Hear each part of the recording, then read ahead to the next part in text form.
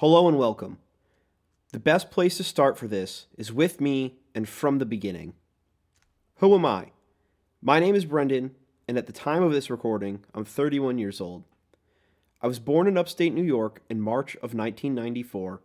My family consists of both of my working class parents and 3 siblings, one of which is a half sibling from my father's previous marriage. The reason I'm making this video is not for the defense of millennials, but merely my perspective on aspects of why we are the way that we are. Some of the widespread critiques and criticisms of my generation are warranted. Some are not, and most lie someplace in the middle.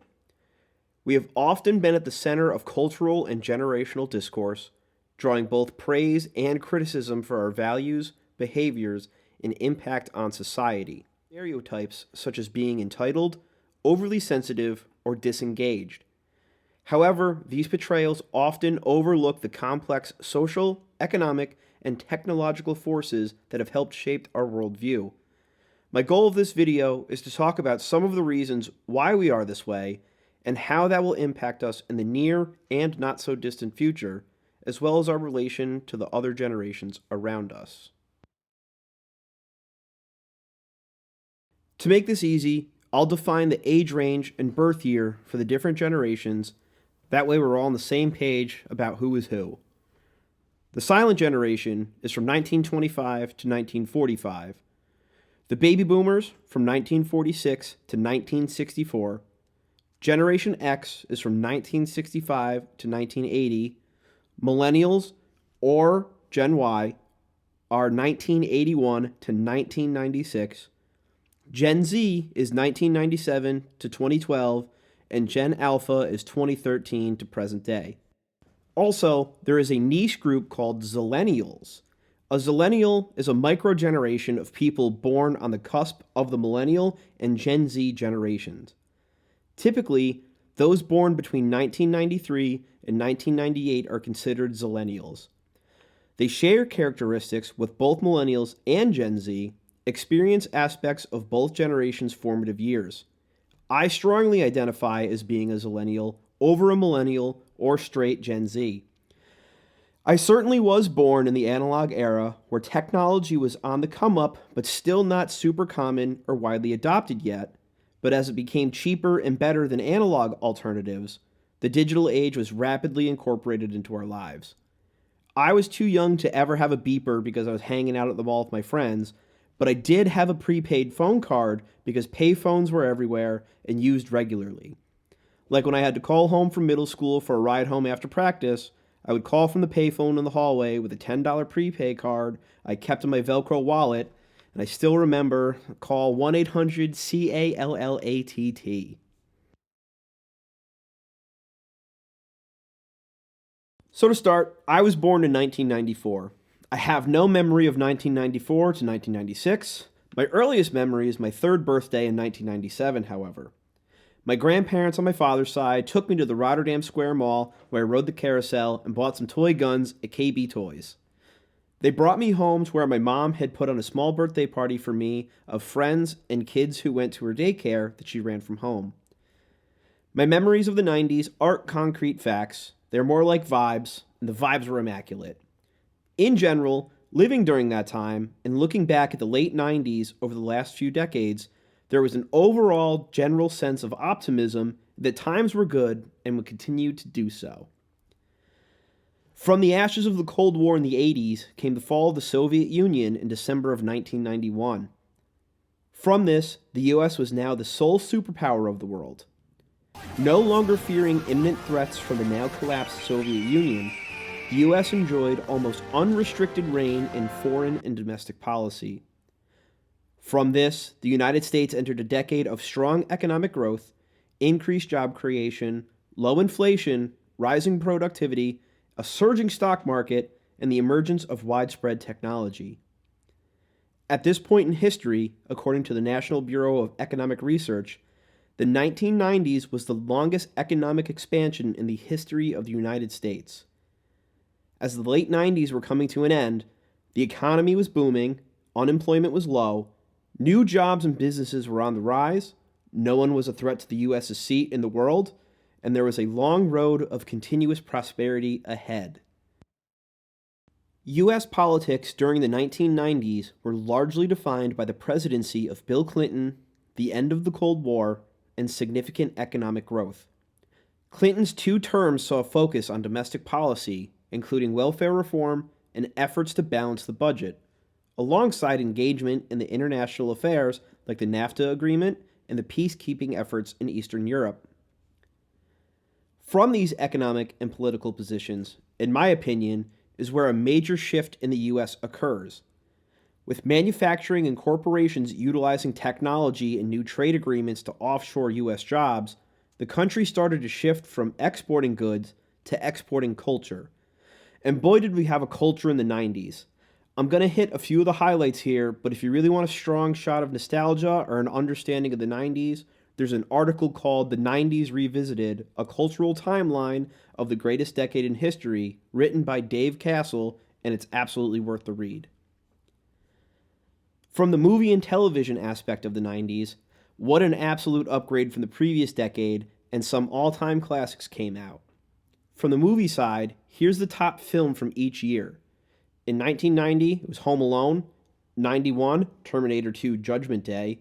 92, Aladdin. 93, Jurassic Park. 94, Forrest Gump. 95, Toy Story.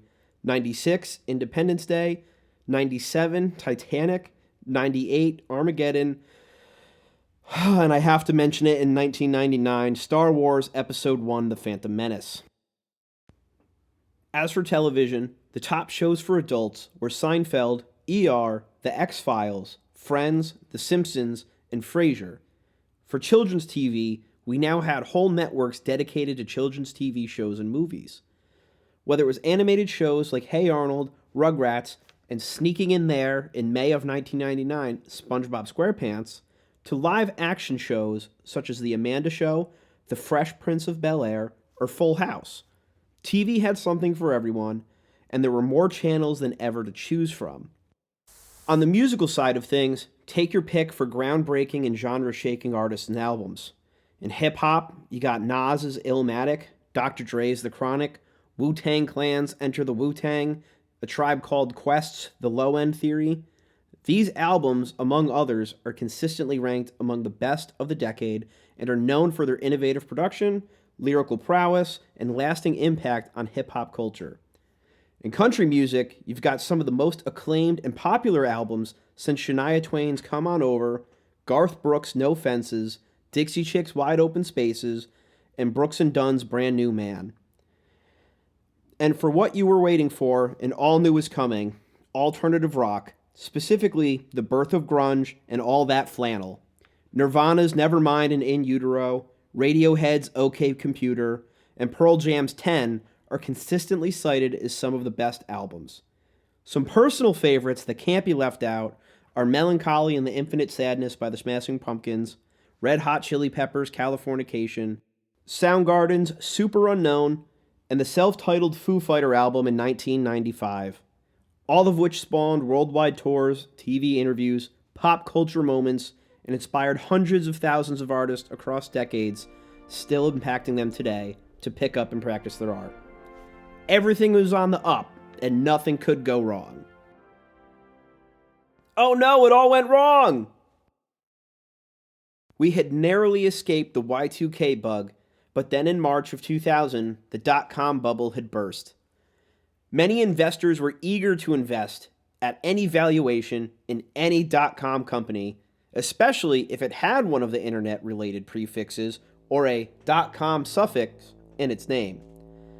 Also, an unprecedented amount of personal investing occurred during the boom, and stories of people quitting their jobs to trade on the financial market were common.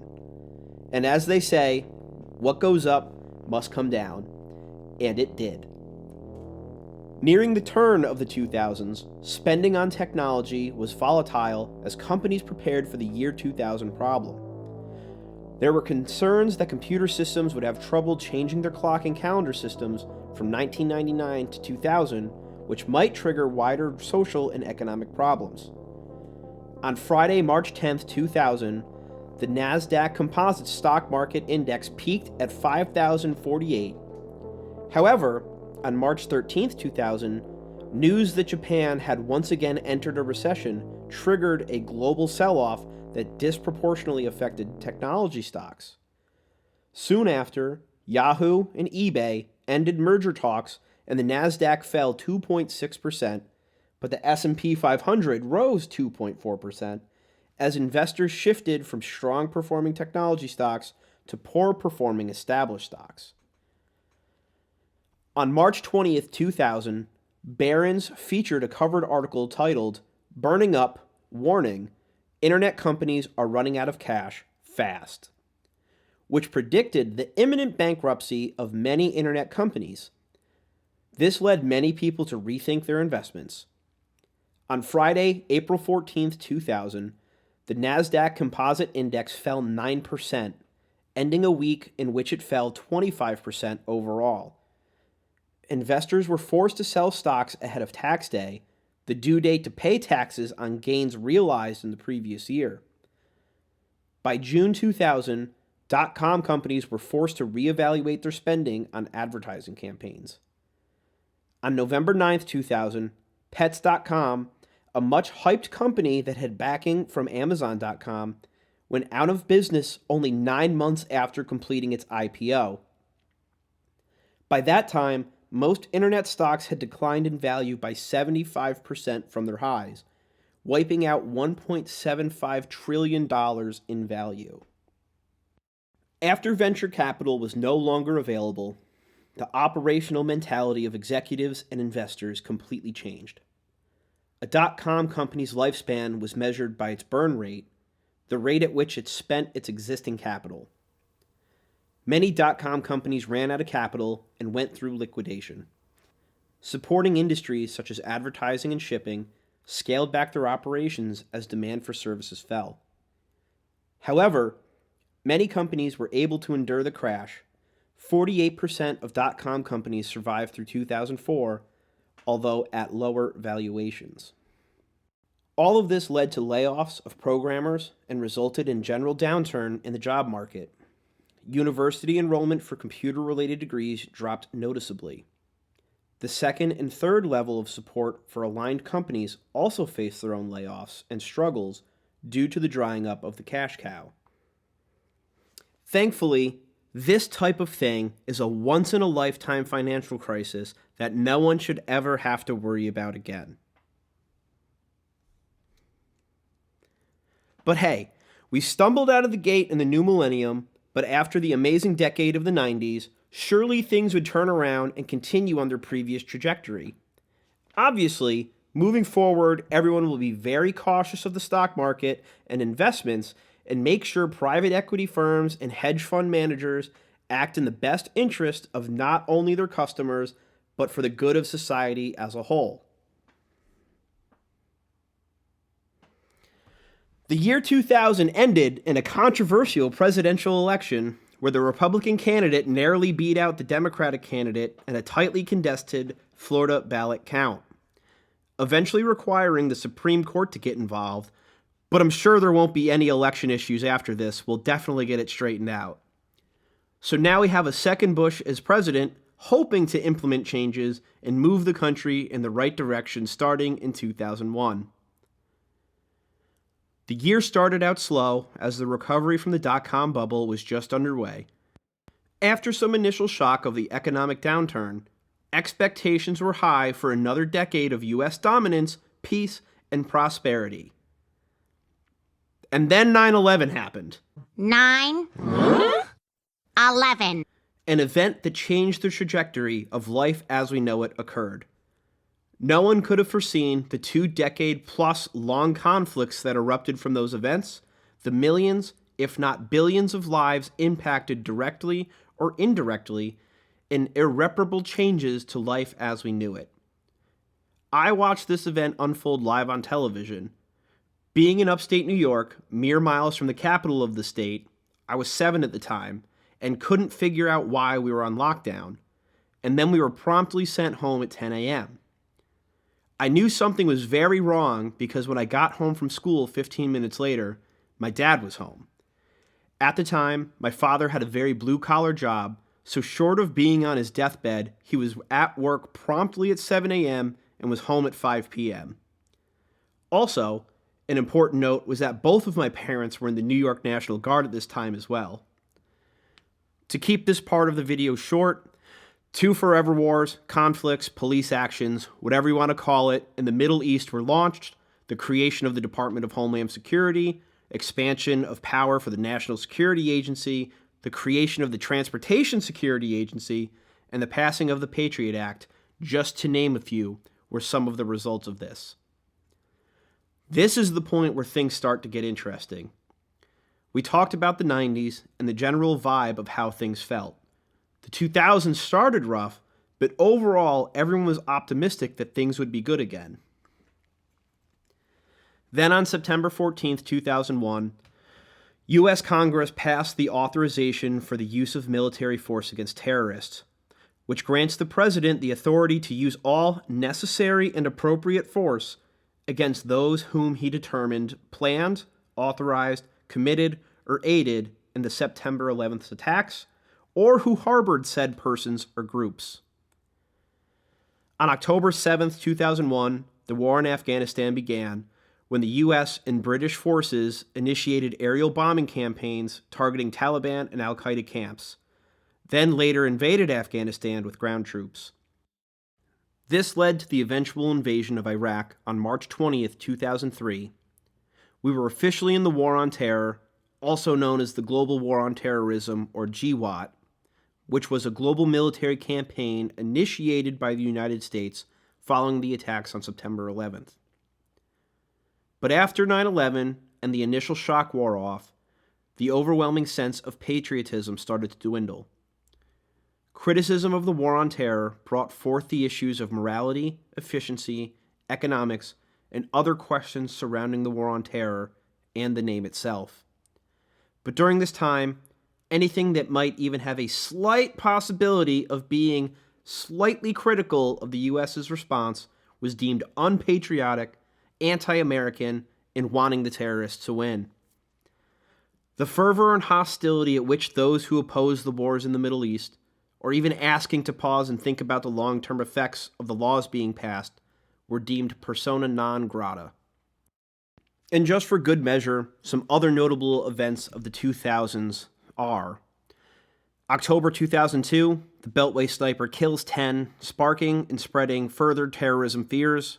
February 1st, 2002, Space Shuttle Columbia explodes upon re-entry. August 1st, 2003, MySpace launches. February 4th, 2004, Facebook launches. April 22, 2004, Pat Tillman is killed in combat, which turned out to be friendly fire, resulting in talks of conspiracy and cover-ups. April 28, 2004, Abu Ghraib prisoner abuse is exposed on national television. On October 27, 2004, the Boston Red Sox, after coming back from being down 3-0 to the Yankees in the ALCS, defeat the St. Louis Cardinals in the World Series to win it for the first time since 1918, breaking the curse of the Bambino. November 2nd, 2004, the U.S. presidential election is held, where George W. Bush is re-elected. December 26, 2004, the Indian Ocean tsunami. February 14th, 2005, YouTube goes live. July 24th, 2005, Lance Armstrong wins his 7th consecutive Tour de France, and I know there's an asterisk next to that because he got caught for blood doping. August 23rd, 2005, Hurricane Katrina makes landfall in Louisiana. October 1st, 2005, the housing bubble begins to burst. In 2006, the United States housing bubble starts to go. A total of 1.2 million foreclosures were filed during 2006, up 42% from 2005. This includes the subprime mortgage crisis. This summer, the housing bubble bursts, starting a chain of events that would eventually develop into a full-blown market meltdown. 2007's just the calm before the storm. And then on October 3rd, 2008, we get the financial crisis. This was a major worldwide financial crisis centered in the United States. The cause of the 2008 crisis included excessive speculation on housing values by both homeowners and financial institutions, which led to the United States housing bubble. it was exacerbated by predatory lending for subprime mortgages and deficiencies in regulation. Then on November 4th, 2008, Barack Obama wins the presidential election. On December 11th, 2008, Bernie Madoff is arrested and charged with securities fraud in relation to what would later be revealed to be the largest Ponzi scheme in history. On January 1st, 2009, the worst month of the Great Recession sees nearly 800,000 jobs lost. The unemployment rate rises to 7.8%, the highest since June of 1992. For the rest of 2009, the financial crisis is in full swing with unemployment at 9%, and a report by the Federal Reserve says that the U.S. families lost a record 18% of their wealth in 2008. In June 2009, technically the Great Recession is officially over, but job losses continue through December, though at a smaller magnitude. The unemployment rate hits 9.5% for the first time since August 1983, and later in the year, that will climb to 10%.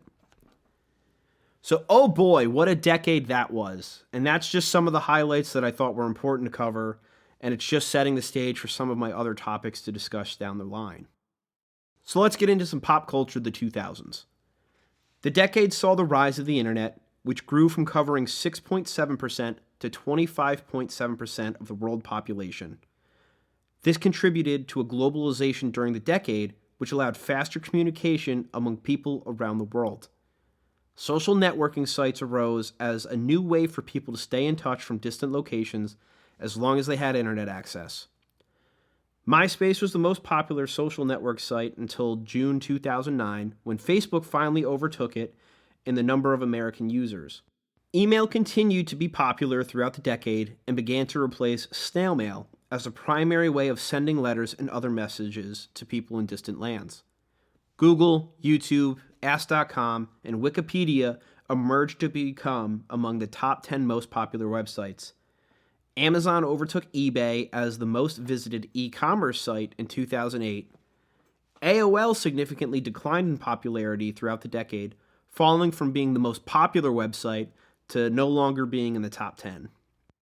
Personally, I had very little interaction with the internet until I went to college in 2012. Growing up in rural New York, our only option for internet was satellite, and was not very good. It didn't work well in the snow, didn't work well in the rain, didn't work well if it was cloudy, it didn't work well if it was windy, and it really didn't work if it was sunny. On top of that, we were also limited to 4 gigabytes of data a month, and I can still hear my parents yelling at me for using up all the internet by like day 3 of the month from all the music that I tactically acquired online. But I live vicariously through my friends' internet. I did occasionally hop on AOL Instant Messenger, or AIM, or AIM for those of you who don't know, to talk music and share audio files with my friend James from school. I did have a MySpace, but I wasn't very good at it, nor did I care. I created a Facebook in the summer of 2009 before starting my freshman year of high school. I still have my first profile picture ever. Then there was the widespread and ever-growing presence of online gaming, with Halo for Xbox, Call of Duty for PlayStation, both these games being at what I consider their absolute peak or close to it. The late night at my friend's house playing zombies or gun game until ungodly hours in the morning are some of the best memories I'll ever have. And at this point, my friends, siblings, and myself were somewhat aware that things weren't great, but not fully aware enough to understand to what extent. Several friends' parents got divorced during this time. You'd go to a friend's house and try to ignore the parents arguing about money or the house or whatever while trying to play Wii Sports and feeling bad for your friend. The war on terror was ever looming in the background. We knew things were bad now, but we knew things would get better. I remember things used to be good. This is America, after all. We would be all right again, surely. But the answer to that question was getting less confident with the passing weeks. I can remember the gas prices were less than $1. In 2004, my mom traded in her minivan, I love that thing, for a manual Hyundai Accent. Living in the middle of nowhere, we had to drive a lot, so the fact that my mom could fill it up for less than $10 for a full tank of gas was awesome. I remember riding around always seeing the price of gas going up and wondering when it would ever go back down to $1 again. I was so young and naive. But in the meantime, We had such nice advances in technology that actually worked to improve the quality of life for people. The internet hadn't been seen as a viable revenue source yet. It truly was the Wild West of connection, creativity, and exploration. I remember watching some of the first viral videos, such as Charlie the Unicorn, Unforgivable, Old Greg. They were fantastic.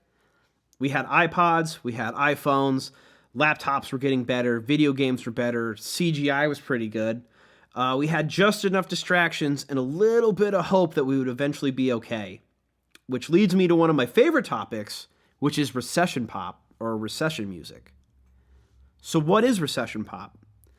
Recession pop refers to a specific type of upbeat, danceable, and escapist pop music that gained popularity during and after the 2008 global financial crisis. It's characterized by catchy, repetitive melodies, high-energy production, and lyrics focused on partying, hedonism, and living in the moment. The music provided a form of escapism during a period of economic hardship, offering listeners a chance to forget their troubles and enjoy themselves. Think Lady Gaga, Kesha, Fun, Flo Rida, LMFAO, the Black Eyed Peas, just to name a few. I find this is a symptom of people who grew up in the 90s and early 2000s and how good things were or were supposed to be. Even the general attitude was, yeah, things are kind of bad now, but they will get better, so let's just have fun for now until things are good again. And that was it. People weren't living online yet. No one was creating their personal brand. We were hanging on to that little bit of what the turn of the century brought. Living off of movies like American Pie, TV shows like The Jersey Shore, culturally, the late teens all the way up until the mid-20s were just trying to buy some time until the adults made things good again. So we might as well dance and drink and smoke and not worry about our rent. It turns out we should have worried. The 2010s. This is the decade that reality starts to set in for a lot of us millennials. On the world stage, things were returning to normal, or what we would adjust to as the new normal. In the blink of an eye, the first decade of the 2000s had gone by. The optimism that was once widely held was beginning to falter. Despite the financial crisis being 2 years ago, unemployment rates were still around 9.6% for Americans. The cost of living was skyrocketing. Recent college graduates were entering one of the worst job markets ever. Mass layoffs were still occurring. Employee salaries were stagnating, and we were told everything was fine. You're in Ba Sing Se now. Everyone is safe here. We were watching our older siblings and relatives struggle with college and finding jobs after graduation. A lot of them moved back home to live with their parents until things got better. There was still some hope, but we were losing a little of it every day. We did, however, start to see some resistance. Occupy Wall Street was a left-wing populist movement against economic inequality, capitalism, corporate greed, big finance, and the influence of money in politics. It began in Zuccotti Park, located in New York City's financial district, and lasted for 59 days, from September 17th to November 15th, 2011. Shortly after midnight on November 15th, the New York City Police Department gave protesters notice from the park's owner to leave due to its reported unsanitary and hazardous conditions. The notice stated that they could return without sleeping bags, tarps, or tents, but about an hour later, police in riot gear began removing protesters from the park, arresting some 200 people in the process, including a number of journalists. In the coming weeks and months, multiple efforts to reestablish the protest and encampment were squashed by police, ultimately ruining any momentum and support the effort had made. The powers that be intervened and made sure that the lower classes wouldn't unify again. There was an uneasy feeling all around. Our parents were so focused on not getting divorced or losing the house and trying to not get laid off that they lost sight of the kids for a bit. They definitely remember how things used to be, and growing up in such prosperous times, they couldn't imagine things not getting better again. In early 2012, I had turned 18, and the first part of my life was the good times. Ages 6 to 12 was rough, but things will get better. And then 13 until now was the slow realization and begrudgingly accepting that things might not get better. But there was still some hope. We're still living on the advice we grew up of get good grades, stay out of trouble, go to college, you'll get a good job, and everything will be fine. Although the group of peers a few years older than me followed that advice and they were not doing well, my parents' generation boiled it down to just bad luck and bad timing, and things will still get better. You'll see. In the fall of 2012, I started community college with the hopes of transferring to a 4-year school, and blind optimism that by that time I finally graduated, things would turn around and, following the plan, would work out for me. It didn't, but, can you blame a young man for wanting to believe? So now the people of my generation are a decade into economic decline, stagnating wages, another decade of a forever war in the Middle East, skyrocketing cost of living, and an unclear path to the future. Tech was heavily taking over every aspect of life, and not in a good way. Netflix no longer came in the mail, insane ads and algorithms on Facebook, the rise of influencers, the YouTube adpocalypse, tens of thousands of dollars in debt for college degrees that couldn't get you a job, and if you did, barely paid enough for you to live, and boomers screaming at us to pull us up by our bootstraps. And then during all this time, we got to witness firsthand and participate in the craziest political atmosphere ever known to man. The machine was making up for lost time of being slow to adopt technology for widespread commercial use, and wow, I wish it'd stay that way. 24/7 fear-mongering on any news channel of your choice. On Fox, the left is coming for your guns and kids. On CNN, the right's coming for the gays and weed. BuzzFeed has a silly quiz to tell you what your role would be in the fallout shelter you have to live in. The rise of bot accounts, QAnon, the fall of Tumblr, boomers getting scammed on Facebook, porn on Twitter, whatever the fuck a Bitcoin is, Twitch streaming, the reinvention of cable, drop shipping, buy my course scams. My God, what an insane time to be alive, and not in a good way.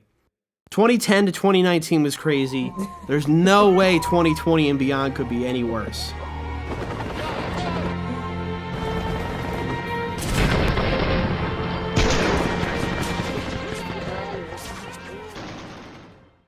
You gotta be fucking kidding me!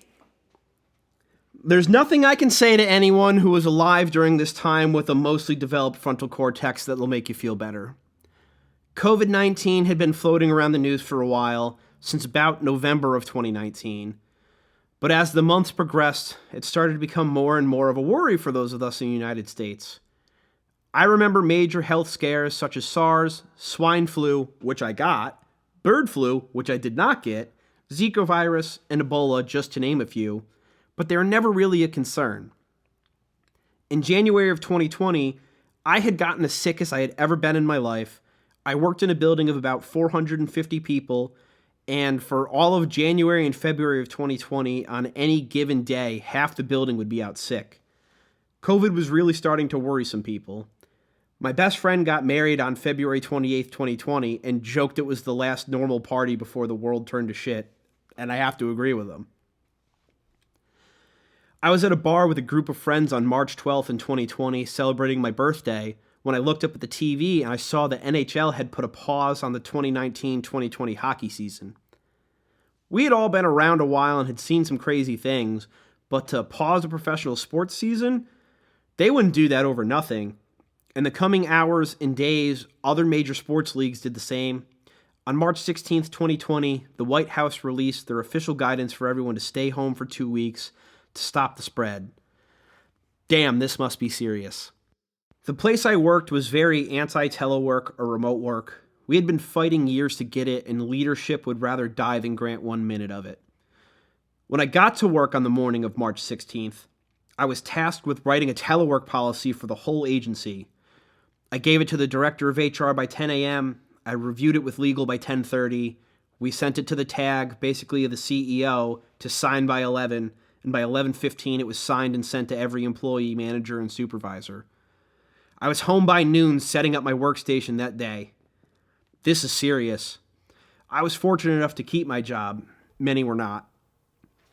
The following months and years turned into a blur of lost time, new hobbies, polarizing friendships, lost time and experiences, uncertainty, fear, anxiety, depression, some more uncertainty, and somehow even crazier politics, and the final nail in the coffin of optimism for a better future. It's now the fall of 2025, and the last 5 years have left a lasting impact on the global psyche of not just me and my generation, but everyone on the planet. Children who had to spend their first few years of school doing Zoom learning, parents who were laid off and got to work remotely, high schoolers who didn't get to play their final years of sports, go to prom, walk at graduation, college athletes who didn't get to play their final games or walk at their graduation or get drafted into a professional sports league, weddings that were canceled, friends and family that died that no one could attend their funeral, people entering the workforce only ever knowing remote work, people retiring rather than figure out how to work remotely. The world hasn't felt the same since then. Issues from the 2010s only became more prevalent. The increased cost of living, stagnant or decreasing wages, the loss of benefits, crazy student debt, astronomical housing costs, delaying normal life milestones due to the general unaffordability of life, the rise of AI, and the decline of America in the global standing. Millennials have lived through what feels like a never-ending loop of once-in-a-lifetime events. 3 major financial crises, the dot-com bubble, the Great Recession, and then the COVID-era inflation. 2 global pandemics, H1N1 and COVID. 6 major wars or conflicts, Iraq, Afghanistan, Syria, Ukraine, Gaza, the global war on terror in general. A housing crisis, a student debt crisis, the climate crisis that's unfolding in real time. Throw in 1 insurrection, 2 impeachments, the collapse of trust in nearly every major institution, and the rapid advancement of AI and automation for good measure. Each generation is shaped by the unique cultural, technological, and economic forces of its time. These forces profoundly impact how individuals view the world, work, relationships, their own identity. Gen X, Millennials, Gen Z, they represent 3 successive cohorts with overlapping but distinct life experiences that reflect the rapid evolution of society over the past several decades. Generation X grew up in the shadow of the Cold War, amid rising divorce rates and the emergence of dual-income households, often labeled as the latchkey generation. Many Gen Xers learned self-reliance early on, coming home to empty houses while their parents worked. They were the first to straddle the analog and digital divide, using landlines and typewriters in their youth and adapting to the internet and cell phones as adults. Their coming of age was marked by economic instability, recessions in the early 80s and again in the early 90s, but also a sense of freedom and skepticism towards institutions. Millennials entered a world that promised endless possibilities through education, technology, and globalization. However, that promise was undercut by the Great Recession, the student debt crisis, the rise of precarious gig economy jobs. Millennials were told that a college degree was the key to success, only to find themselves graduating into collapsed job markets. Still, they were early adopters of social media and smartphones, shaping online culture and pushing for progressive values. They are the most diverse generation in American history and are often credited with normalizing mental health discourse, prioritizing work-life balance, and challenging traditional power structures. Gen Z has never known a world without the internet or social media. Their formative years were shaped by climate anxiety, political polarization, and a global pandemic. As digital natives, they have an intuitive grasp on technology, but also report higher levels of anxiety, depression, and loneliness. Gen Z tends to be pragmatic, socially conscious, and fiercely individualistic, but they also express fatigue from constant connectivity and pressure to perform across multiple platforms, both on and offline. To many millennials, Gen X appears to have narrowly escaped the full weight of 21st century pressures. While Gen X had its own share of challenges, it often avoided the crushing student debt, hyper-surveillance, and algorithm-driven existence that define millennial and Gen Z life. In this light, millennials sometimes view Gen X as catching the last chopper out of Vietnam, or I guess the modern take on this is the last plane out of Afghanistan. They got out just in time, securing analog childhoods and relatively affordable real estate before the world shifted beneath millennials' feet. That metaphor captures not just a generational envy, but also a wistful recognition of a world that, while imperfect, still felt more navigable than the ones millennials inherited.